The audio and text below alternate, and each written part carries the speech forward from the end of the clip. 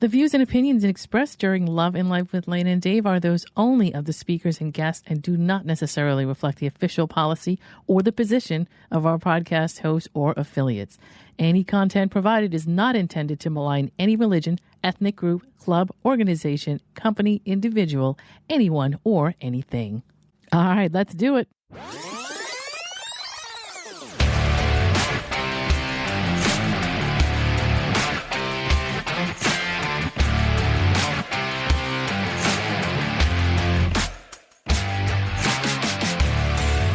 You're listening to Love and Life with Lana and Dave, the podcast where logic is power and you take control.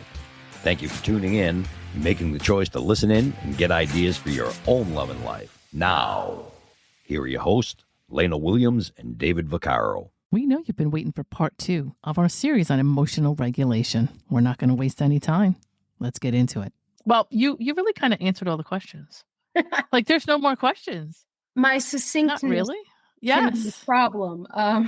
No, that's good. That's kind of good. I had mentioned earlier that we didn't get into this recording, but I had a friend of mine that I asked yesterday just because she had mentioned something about she saw her old boyfriend with somebody that he's now with. And she was like, growth is a good thing. Like it's been 2 years, but I'm now able to run into don't get me wrong. It's not pleasant, but I'm able to run into them, sit at another part of the place and just say, oh, well.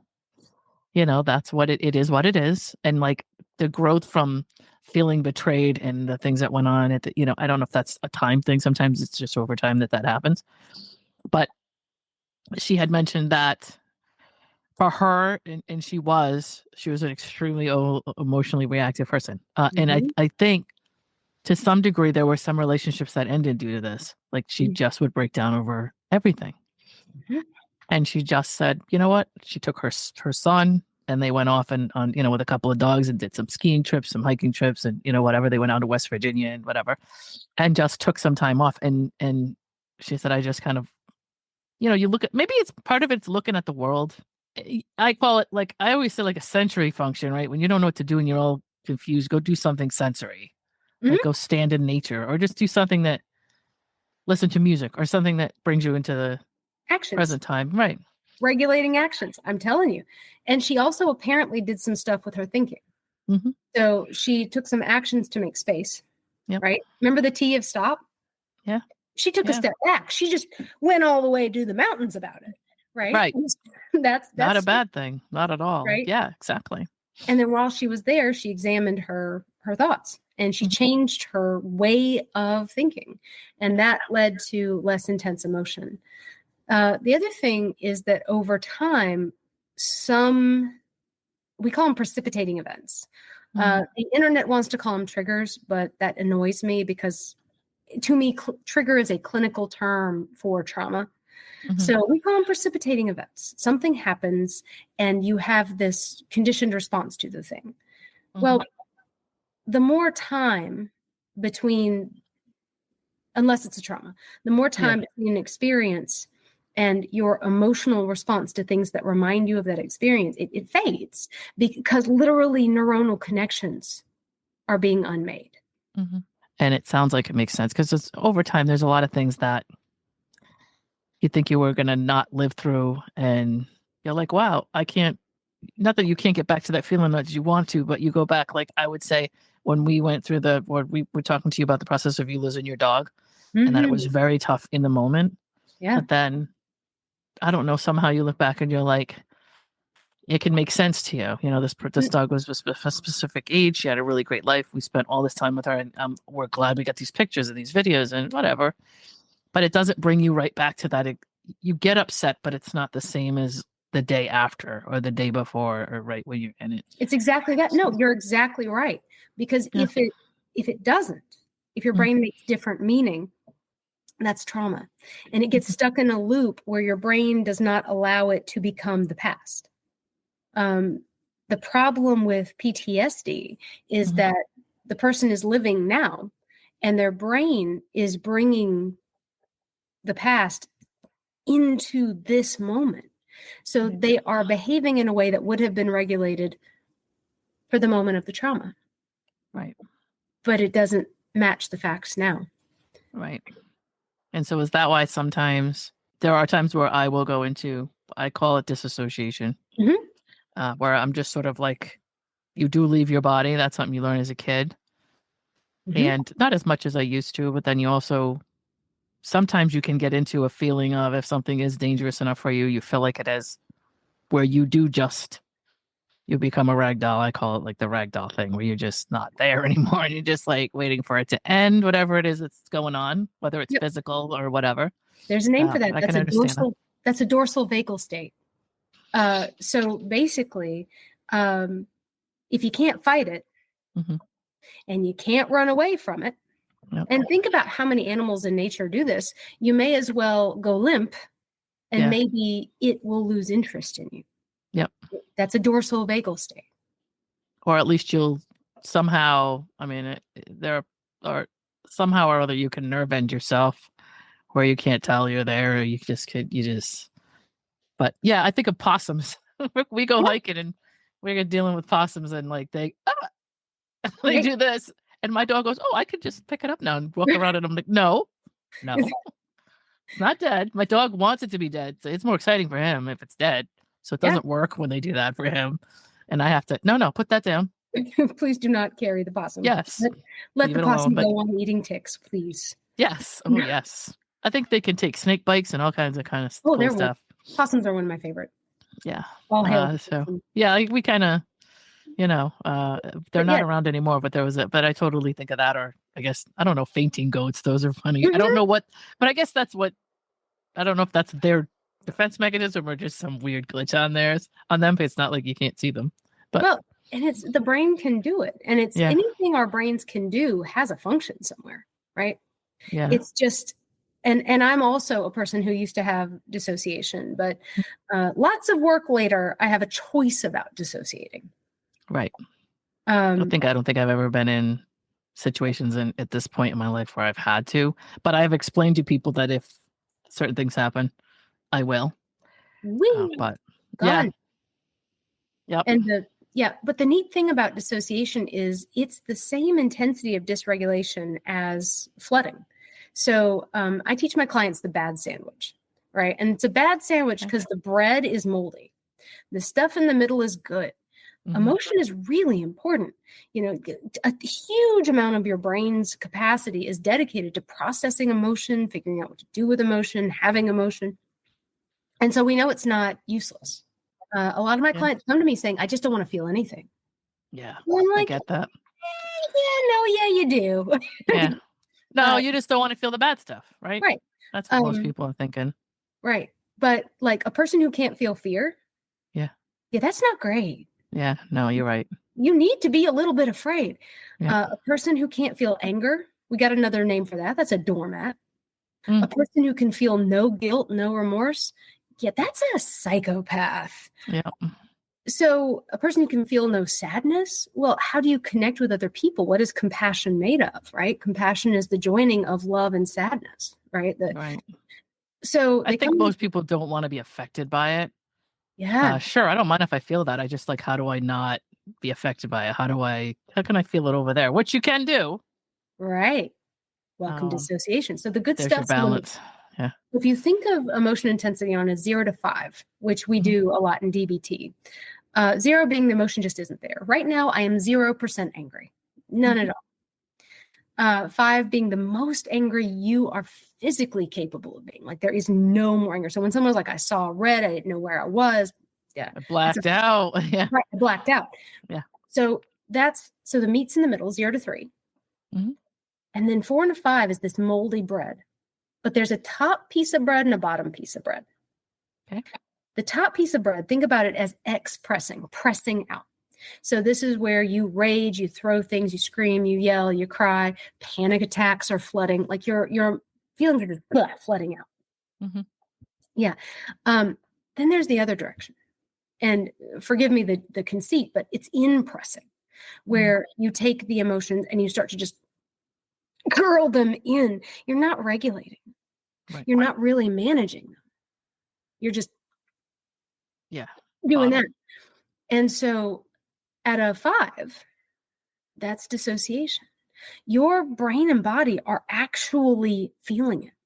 Mm-hmm. When we are dissociating, like when you were a kid and you went into that fugue state that I'm sure you did just like me, your brain and body are still actually flooding you with cortisols.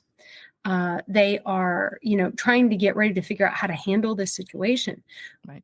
But it just doesn't go anywhere. It's like you have an ingrown hair and your body's immune system is like, oh, we have to fix this intruder, but it can't go anywhere. And you end up with like a big swollen, infected, ingrown hair.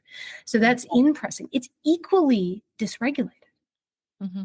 And so why would someone want to, why wouldn't someone want to regulate? Well, if you regulate that, then you have to feel the feelings that are appropriate to the situation. Yes. And we don't like that. But that's okay. Like I feel like I think you have to trust you. I feel like what I meant to say was I think that you can at some point trust yourself to somehow I don't know, get to yourself to a place where you can feel it. You're not you're not destroying other people. You're not destroying yourself, somewhere in the middle. Right. It's that effective regulation. Where you're not afraid of it. Because I think if you're afraid of it, if you know you can handle it, it's like, to me, life is like that. Like, and again, I have people that get mad at me about this, but if you've been through a trauma, it's not good, obviously, to sit in that trauma. If you can say, well, I've lived through that. And again, there are some really nasty things that I'm not minimizing at all. Even some things that I've been through. But to say, okay, I lived through that. I know this isn't going to kill me. That's a big thing. Yep. It's just as big as, well, I've lived alone for a while, so I don't ever have to fear somebody leaving me, where that keeps people that will keep people trapped, that kind of fear, if they don't understand that they're going to live, they're going to be okay. Right. Meaning making. You just described basically the first part of EMDR. So EMDR is a trauma therapy that I do. That you want me to take. I'm still scared about getting that done, but I want all of you. Yes. So the neat thing there is that people think trauma is about what happens, but we know that it's not. Because think about, I'm going to go all the way. I'm going to Godwin this. Think about the Holocaust, right? And the concentration camps, right? So there are people who broke apart completely in those camps, and there are people who survived them relatively intact. We're talking the Elie Wiesels, right, of the world. Right. Elie Wiesel, who wrote Night. So there's a difference in meaning making. And I'm not saying that Elie Wiesel wasn't traumatized, but he went on, remember effectiveness, he went on to cope with that trauma in a way that he's done uncounted benefit, like just immeasurable benefit to the world through his work. And then there are people who just broke down, and the difference is the meaning that they made. Viktor Frankl is another one. He's the one that said, in the space between stimulus and response, there's a space between stimulus and response. Oh, wow. I love that quote, and I can't think of it right now. We have to look this up. Yeah. We're doing a research on the fly. But welcome to INTJs. No, I was just going to say that's, we've been probably sitting on our hands for way too long on that anyway. Between stimulus and response, there's a space. In that space is our power to choose our response. In our response lies our growth and our freedom. That's Viktor Frankl, another Holocaust survivor. So if you have this terrible thing that happens, and the meaning you make is I'm helpless or I'm worthless, then your brain pins that to the top of your mental feed and says, okay, you have to remember this, because you have to remember that you're helpless. You have to remember that you're worthless. But if the meaning that you make is, like you said, I survived that, look what I can handle, or even just it's over and it's not happening right now, then you are way less likely to develop PTSD. It's the meaning that we make that really turns it into a struggle or not. But the thing is, no one is sitting there with you saying, hey, let's make good meaning of this. So it's kind of a matter of luck, whether you make a meaning that allows you to survive well or you don't. It's not about your character or quality. It's not a moral characteristic that you have. Someone who makes a good meaning isn't better than someone who doesn't. It's random. Yeah, Is luck it a of the random? draw. Reminds me of like me and my following all these different cults and just studying the science of cults and the psychology of it, and how a lot of people that got out of that are trying very hard to understand what made them susceptible to it, and then, hey, how can I go reach people at different stages, not people that are learning about it in the beginning, but also people that are deep into it, and Yeah. how people double down and all the kinds of different psychological aspects of being in a cult in steps 1 through 4. And not only the 100% of people that get promoted or marketed cults, but like that little, whatever it is, 2% of the people that don't ever walk away, and the 98% that do. What are the things that you think? There's a couple of people that I follow that actually say, yeah, sure, we know about all the cult stuff, but we're not making it minimizing the effect of it. But how can we talk to people who are exploring it? What kind of personality do you have that would make you even be searching for something that would bring you to something like that? And then what do you think your advantages are? What do you think you're getting? What are they selling you going in the door? And how can we talk to you there?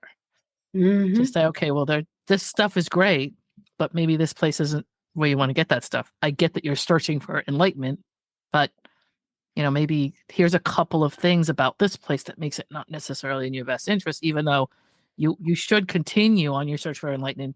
Maybe not here, but we're not trying to tell you don't do that, but here's some of the stuff that you get caught up in while you are trying to figure out who you are or what you want to do or what your purpose is or whatever. That stuff's amazing to me, Yeah. And I So, think the research into cults where they started to really show over and over again that you can't just present logic. You can't right. just present facts. In fact, the more you bring facts and logic to a cult member, the deeper they go. Yeah. Which is why, again, CBT. I mean, it's great for anxiety and adjustment disorders, but if you've got real emotion dysregulation, CBT doesn't help. Right. And you know what I wanted to bring up before I forget? You mentioned the holidays.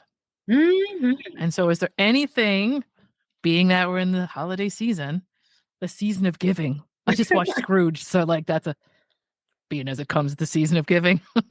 That's the quote that just made me think of what different things around the holidays people can experience, what people are worried about, what kind of conflicts they might, even just like cuffing season and people being single around the holidays or going through divorces or whatever. Is there anything that that we can give them to navigate or help with that? Oh, absolutely.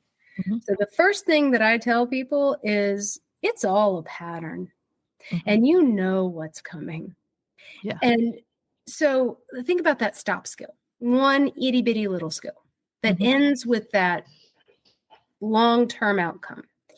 Okay. So if you know that you have a pattern of getting stressed out by present buying, or you get stressed out because at the family dinner, Uncle Bill is going to just horribly on some terrible topic, like they do. Yeah. But already how you're going to respond. Okay, well, what if you didn't? Yeah. And then you can game it out. But you can't game it out if you start gearing yourself up to react the way you've always reacted. That seems that just seems so simple. It is, but you got to sit down and write it out. Yeah. So we have a thing called a behavior chain. And if you pop on Google, you can look up a DBT Linehan style behavior chain. Linehan. If it's not Linehan, it ain't DBT. It's fanfic. Can you spell that? Linehan. Okay. Linehan. So, okay. So in a behavior chain. So you can sit there before you go to that dinner, or before you start your present buying fiasco, or before you invite your in-laws over to your house, or whatever it is. Mm-hmm. And you can draw out how it seems to happen year after year. We have letters: A for actions, B for body sensations, C for cognitions and beliefs. There is no D. E for events, and F for feelings. And you just step by step, in the most excruciating detail you can manage, you write out how it happens over and over. Then you go in there and you say, okay, where can I change this? What's my part? And then you practice an alternate timeline. Yeah. How could I have done this differently? Mm-hmm. So Uncle Bill starts his screed on immigrants. Mm-hmm. And instead of, as you usually do, getting all hot and trying to argue with them, you go, that's cool. Yeah, how about them bears? Mm-hmm. Right. And you just redirect the whole conversation. Or maybe you get a couple of family members in cahoots with you and you say, okay, when this person starts doing this behavior, I'm going to start talking about how much I like vanilla. I mean, please come up with something other than that. But you're going to, you start that. Oh, I love pineapple. Right. And so you pull other people in and you redirect. You don't have to respond the same. You can put space between the emotion and the behavior. I will say this, that over time, for people who do deal with reacting to somebody who's just trying to bait you or knows that you're going to react a certain way, people that know what your buttons are, try to push them. I don't know why people do this. They do. They think it's fun or whatever. But the point is, it happens, is that eventually you can actually see them stirring the pot. You can like see them doing it. And my two reactions are either one, psychoanalysis, or two, like a literal response. Because it's completely and totally not, well, it's off script. You're the person, I have to say this because I've said this on the podcast many times, that Melissa is the one who has said off script to me. She was the one that said, I'll send her these screenshots of me talking to people or about whatever. And she'll be like, oh, I see what you did there. You went off script. Yeah, that's what happened. They were trying to get this out of you and you went off script there. You see what you did? And we laugh because it's like, oh, there was some kind of not that I didn't understand that, but like that she phrases it that way. I've always thought about it that way since. There are people that have a running script in their head of things that they're saying to get you to say the thing that they want so that they can say the thing back. They have a whole thing in their head and they have a predicted understanding of what they think you're going to do or how upset you're going to get. And some people think it's fun to get you upset. Again, I think it's It's satisfying. Yeah. In the moment. It's stimulating, right? We want stimulation. Yeah. So Kazushi, when you go off script, you unbalance them. Yep, that's it. I love that. That was a full circle thing you just did there. But yeah, I do that a lot. Nobody that ever talks to me, like not ever. People that know me really well, it's one thing. But if you're talking to me and you're expecting a specific conversation, it's like almost never going to happen. Like I'm one of those people that just doesn't say the expected thing back because I don't interpret things that people say, I guess, like most. My question back is going to be more about why you're asking the question, not answering the question or something like that. But there are people that get frustrated, like, oh, like, don't you know how to have a conversation? It's kind of like, I'm having a conversation, but this was my curiosity. I had a curiosity. Well, you're supposed to say this back. I've had people just yell at me. Yeah. You're supposed to say this back. Sorry. What happens in you when I don't say that back? It's so much fun to just name the behavior. Yeah. And it's not terribly kind, but what they were doing isn't terribly kind. Yeah, that's the thing. That's the thing. Okay, you were looking to, and so to some degree, manipulate me. Maybe it wasn't intentional. Maybe you weren't trying to harm me. Maybe you were having fun. It was cat and mouse for you, but it wasn't completely innocuous. You weren't just talking for the sake of it. You were looking for something. So me doing the same, I feel like I'm justified. How about if I get your goat? Or you thought you were going to get mine and then you walk away mad. How's that work for you? Well, we can play, So when we say naming the behavior, sometimes someone will start an argument and they're waiting for you to argue back. And so you look and you say, so tell me more about how you were expecting me to respond to that, with the little head tilt and the little head smile. Just completely curious and totally innocent. Yeah. Soft. Maybe a little obtuse. Right? Like, one of my favorite responses is how so. I love say how so. People don't like that. I'm totally in. What I'll do is I'll say I'm totally in with you on this. I want to talk to you about this thing. I'm all about it, but like I'm not following it. Could you just draw me a line between what I said and what you just said so that I can follow it? I'm all for it. And they get frustrated. I don't know. It's just the way it is. And I'm like, oh, okay, I guess. Tell me more. Right. Tell me more is a fun one. Tell me more. And you don't say. That's interesting. I love to say that's interesting because that doesn't really tell them anything. It's a crutch for me. It gives me a minute. Right. to be like, what am I going to say next? Interesting. And I just like sit there. Sometimes if you wait long enough, people will just out themselves because they can't stand the silence. So they'll just devolve into a dumpster fire and you'd be like, oh, wow. And then you can just be like, are you okay? Do you need to sit down? Can I get you some water? Are you all right? Yeah. What's happening to you? But, again, some of it might feel like it's a little mean, but if somebody's showing up at a function and that they're just all excited about how pissed off they're going to get you Right. over dinner or something it wasn't else. going to be fun anyway. So and then the co-regulation comes in where when they pause, you can slide in with, last year we had a fight about this. I don't really want to have a fight about this. Do you? You can almost allude to the fact that it like hasn't changed in a year. This is like an old conversation. Like I feel like I don't want to say that, but it seems like that's also not good. It's the same thing. So what do you feel? And what are the facts? Like I love factoring, right? We all learned in math, like the number 42 is 6 and 7, and then 6 is 2 and 3. But you can also factor. So people would say, I feel betrayed. Well, betrayed isn't a feeling.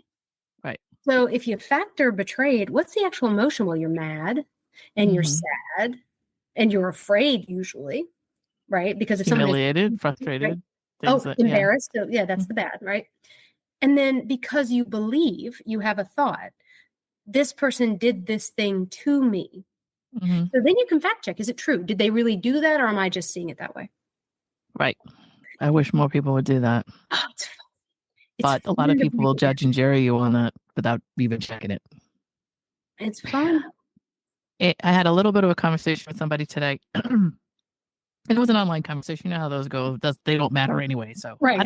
I don't know how many people go online and take insults from people that they don't know as like personal. I don't really do that. But you have to, it is an art form to kind of learn how not to respond to that. And ad hominem, at least in our community, means that you lost the argument. You start telling me that my forehead is too big, right. You don't have anything left. You've got no empirical data to do anything with. So we kind of laugh. Oh, you're down to personal insults. Oh, all right. I guess we're done here. But I noticed that there's one thing that people do, and that they try to assume what your stance is. Again, I break down all these little conversations because this stuff fascinates me. Like it probably is very boring for the average person, but for me to watch just a bunch of people interacting and to see that somebody says, "Oh, well, it's obvious that you're blah blah blah," and then you say to them, "Well, what makes you think I'm blah blah blah?" And I don't remember saying that to you. You can point out one of my favorites. If you can point that out for me, I'll be glad to clear it up. Yeah. You must be defending such and such a thing in order to say this thing, and they try to get you to put you on a stance and then berate you. It's funny to me. Now, that's something that probably triggers a lot of people. Just to tell them that what their point is. If you say to me, well, I like vanilla, I could say to you, oh, so you have something against chocolate or something. That's just the way. Yep. And then you could say, well, wait a minute, I didn't mention chocolate. But I can make you out to be a chocolate villain. Right. To pile on top of you and make my point, and maybe a bunch of people will jump on and attack you with me or whatever. I don't know. Oh, everybody come with me. We're going after her because she doesn't like chocolate. How can you hate chocolate? Yeah. Well, I've actually seen the how can you hate chocolate? But if we come back to dysregulation, what's the function? Like, what's the function of needing to do that? What's the function of grabbing your posse to attack? It's fear. It's a feeling of insecurity. It's a feeling of that's big. Insecurity is a big. It's everywhere. It runs everything. And I think it's easy to throw somebody off balance that is insecure by not by much. Doesn't take much. You just have to. I think, like I said, if I'm standing somewhere and I say that's interesting long enough, that's usually enough to throw somebody off. Yep. Because they don't know what I'm going to say, and just like the anticipation of my response is enough for like them to be unnerved. Yeah, which I find that to be interesting. But yeah, somebody has to. I call it like the sports team mentality. Like you have to be for this, so you must be against that. And most of the internet, most of our personal social environment right now is like geared up towards that. Like there's this division, but there's also Black and white. I want you to follow me this way because everybody over there is bad. Right, So black and therefore white I'm thinking. good. It's good or bad. It's up or down. Binary. Yeah, just Dialectics. I'm telling you, the D of DBT, this ability to say both things can be true, both things can appear true, and neither can be true. I was just thinking, if we offer ways to unbalance people who are trying to dysregulate us, we should probably also talk a little bit about co-regulation. okay. Yes, let's not build a bunch of people that are ready to go to their parents or their in-laws and just unnerve everybody there and leave. Right. At least you should do is have some dinner while you're there. Right. As fun as that can be. Yes. So to regulate others, I start by telling people you cannot control on any level what someone else thinks, feels, knows, understands, or believes. Mm-hmm. So if anything you do is based in trying to change that, you're not going to win. The best tools for co-regulating with another person is your body. So if I need to regulate somebody, I'm sitting back, the jaw is loose, and there's just, it's not, it's not a chimp grin. It's soft, like what you're doing right now. Just soft eyes, soft mouth. Hands are loose and open. Mm-hmm. And then comes the validation. And this is tricky. Okay. Validation is very, very regulating. So I want you to just briefly role play a dysregulated family member talking to me, just very briefly. Hey, Rissa, it's nice to see you this year. Oh, yeah. Good to see you too. Did you decide that you're not going to follow the stinking Red Sox anymore? That's an awful team. Yeah. It sounds like you're really upset. Can you tell me more about that? I am. I'm upset. I can't believe that you not only go to the games, but then sometimes you send me information about the Red Sox. I mean, they suck. They've been sucking for years. And you were hoping that I would go to what games? I get you. Right. All I'm doing is reflecting. Talking back. Yeah. No sarcasm. Yep. I'm what I'm doing is I'm translating them for them. They're full of this anger, and I'm like, oh yeah, you're really upset. Yep. You think it's going to make people worse, but it makes them better. It brings them down a bit because then they're like, yes, I am upset because the Red Sox are evil. And I don't know baseball teams. Yeah, I know. That's why I do, but I don't follow them as much as I used to. The Bears, right? So you're really upset because you love the Bears, and I started talking about the Red Sox. I can see how that would upset you. The minute you start validating, people come down, and it's magical to see how quickly people come. Yeah, because then I guess they have. To me, that's actually a good tactic and something I'm going to remember, because my biggest thing I like to do is just see if people can listen to themselves and like just review what they're saying. Because I don't in what their goal is, and what they're trying to get at. What's the bottom line? Are we having a conversation? Do you just want to fight with me? Like, okay, do you want to just throw some Jello down and we'll go at it? Like, what? Right. You're here and you're trying to interact with me, but like, what's the long-term goal of your interaction? Sometimes you wonder, and you're not sure if they know, and so you're just trying to get them to just kind of look at what they say. Well, twice. I just want them to come down. If Uncle Bill is going off about immigration, I might say, sounds like you're really worried about changes that are happening in this country. Mm-hmm.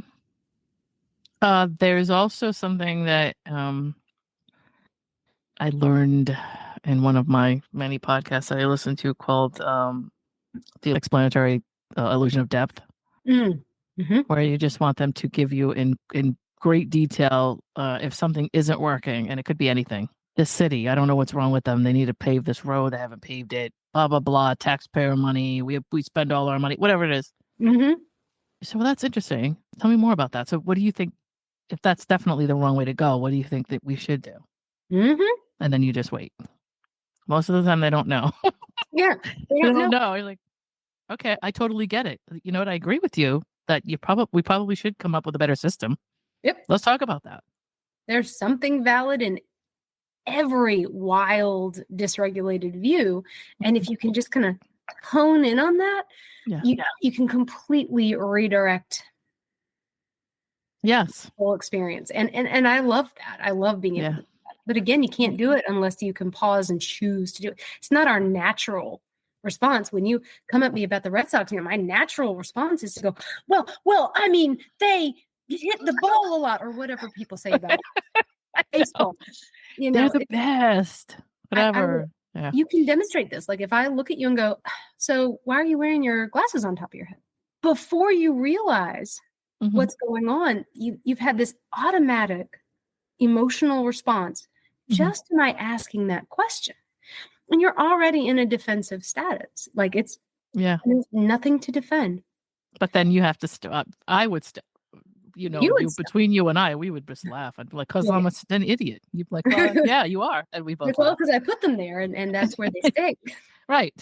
That's where they go. So I don't lose them or whatever. Or I didn't know they were there. Thanks for bringing it to my attention. But yeah, that's the one thing I see, not always in our group. But I'd say outside of our group is completely chaos and in a lot of different places. And at least our group tends to be a little more like, oh, you know what? You're right. I didn't even really think about that. Or, you know what? I didn't know that part of the thing I was arguing. Like you brought up something that I didn't even know about. Hang on, I'll be right back. I'm going to go look up the thing and then come back and say, you know what? That's a whole aspect I just never considered or I didn't factor in. So sure, I'm still upset about this thing, but you're right that half of this problem is something else. I don't, to me, I think that we need to learn in this country, independent of this topic we're on now, just how better to we have to, I don't understand why people can't just have a conversation without it being an argument, a line in the sand, hatred, whatever. If your beliefs obliterate my existence, I can understand that being a problem. However, we can't not talk. We can't just be like, all right, well, I'm gonna go over here and everybody. I only want to talk to people that agree with what I agree with. That's never been I don't think that's a healthy way to do anything. It gets boring. Sure, it's nice. I think it gets boring, but some people really must not. Some people really must be okay with, and not to get into political stuff or whatever, but just in general, even religion or whatever it is that we're at odds with most of the time. To try to sit down and say, okay, well, instead of you being the problem and you thinking I'm the problem, how about if we look at that as the problem and we kind of sit down together and say, okay, what about this do we not agree with? Instead of saying you're wrong because you believe this, I'm wrong because I believe that. Right. How about we put the problem over there and just look at it from a distance in the same direction, if that makes any sense. Well, what are we trying to solve? Right. Are we trying to solve anything? Sometimes some conversations are not to solve. They're just to beat. Well, and then there's the power and control aspect, right? True. And we're back to insecurity. And needing the power. Yes, exactly. Because that's the next thing is, why do you need control here? What is it that if you're in any kind of situation, especially if you're sitting around at dinner with family, why do you need to feel like you're in control of something? What is happening with you where this is your goal, in this kind of a situation or this kind of an environment? So that's interesting to me. And of course, I'm the person that would want to ask that question. I know we're all sitting around as 13 of us, but you seem to be awfully interested in making sure you control the conversation. What's going on with you? Yeah. I notice. I notice is a great way to come in. I notice that we're having Christmas dinner, but you keep bringing the topic back to insert thing here. What's going on? We're all family here and we've gotten together to get to enjoy each other. And this is great, but you just keep doing this. yeah, that's actually pretty good. Name the behavior. I got to write down some of these things. And I think that you people listening should write down some of these things too, because these things are they're really pretty good to have a specific, obviously not on a cue card, but just something concrete that you can look at and say, here's something, even if it's one thing or two things that you take with you to whatever event you're going to. And so I'm going to throw these two things in and see how these things work. I think it's good to have stuff like that. I like blueprints and I like contingency plans like that. Well, and I like to have a nice time. So if I have anything that I can do that's likely to send something towards, let's have a nice time. Yep. I'm going to do it. Oh, wow. We're already at the end of part 2 for our series on emotional regulation. You're going to have to tune in next week for part 3. In the meantime, download our podcast on your favorite platform, subscribe to it. Give us a 5-star review. And don't forget to check our page, www.lanaaanddave.com. That's where all of our information is, all of our platforms, and all of our social media. We'll see you again next week. Hey, you just listened to Love and Life with Lana and Dave. Thanks for joining us, and we hope you enjoyed it.